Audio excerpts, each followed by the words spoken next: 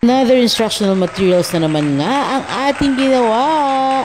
Hello mga ma'am and sir. Ito nga po pala ang ating pinagpuyatan at pinagbigyang pansin noong mga nakaraang araw, na for sure ay makakatulong para sa lalong pagkatuto ng inyo pong mga estudyante sa pagbasa. Kung mapapansin nyo po ay meron ditong bilog at saka square na shape. So ang gagawin lang po nila ay alamin kung ano ang unang pantig na sinasabi ng guro at ang pangalawang pantig. Kapag ka unang pantig, kailangan nila itong bilugan o i-trace ang bilog. Kapag ka naman pangalawang syllable or pantig, kailangan nila ito i-box. At pagkatapos ay isulat, basahin ng paulit-ulit hanggang ito ay matandaan at maunawaan. At maaari na rin itong burahin dahil laminated po ito.